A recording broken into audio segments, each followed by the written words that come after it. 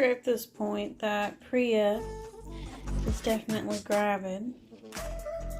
And I will show you why I believe that. You can actually see and feel the eggs in there. See? You can see the outlines. She's very, very thick back here. You can definitely feel them, so I do believe that she is gravid. Now, she shed a few weeks ago. Look at that. You can tell. And then she gets really skinny up through there. She's also been in a bad mood too. But yeah, she could drop eggs any day now.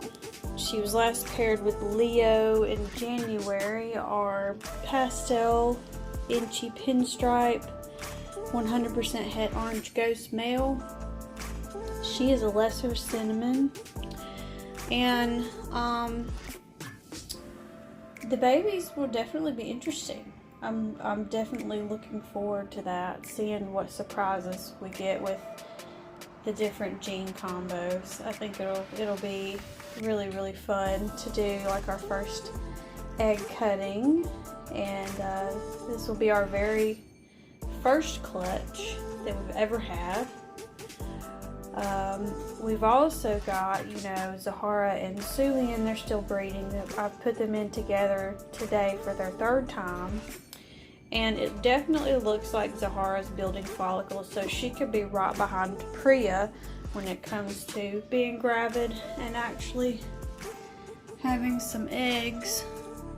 I don't know how many eggs could be in here, but Pria is a big girl, so you never know.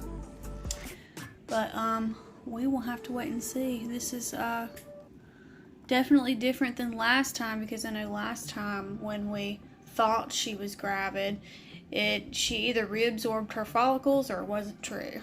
And it could have been a thing to where she tried to go, but just reabsorbed, and maybe this time she actually, has eggs for us. So we're gonna have to see. But when I look at her body, I can see that the eggs can go all the way, potentially up there where that little last lump is. So definitely interesting, to say the least. Very, very excited about that. This is actually what I thought was going to happen, because this is the third time I've put Sulian in here, and they've locked every single time.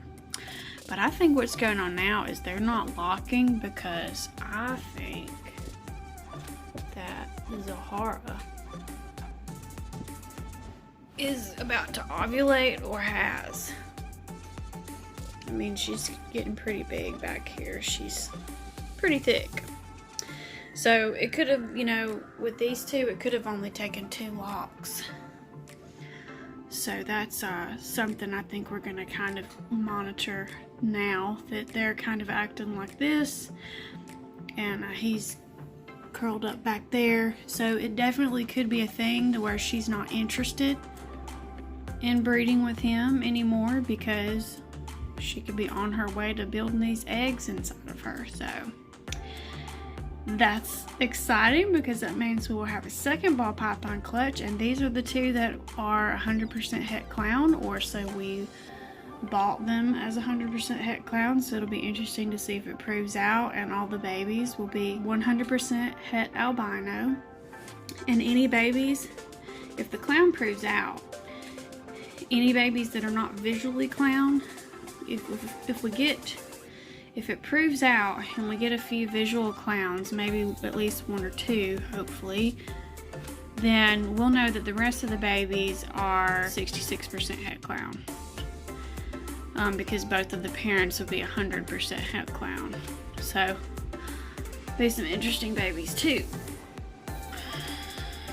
But really, really, really hoping for the clown stuff. And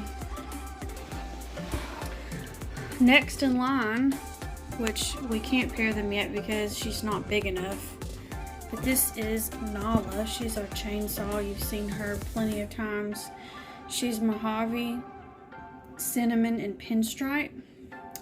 And she's the female that we got to pair with Lucian, which I don't think Lucian's gonna come out for us today. He likes to hide in the back. But he is our blue-eyed leucistic male, here our Mojave, butter Mojave, blue-eyed leucistic male. And he is definitely getting close to breeding weight. We had some trouble with him over the course of us getting him and having him, because he kind of had some food strikes when he was a baby, like younger. But now he eats every time because he stays in this rack, and it's a lot better for him than the tank he was in. So we've noticed a lot of improvements with his eating, and he's gaining weight. So he's getting close for a male to a size to breed. And so really all we're waiting on, honestly, is we're waiting on Nala. Nala was around 700 grams when I measured or weighed her last time, and it's not going to take her long to get to 1500. That's what I did with Zahara. I waited till she was 1500, and I waited till Sulian was little over 700, which you don't have to do that with the male. Like, you can totally breed males a lot smaller than 700 grams. But this is Soul. She's one of our baby females.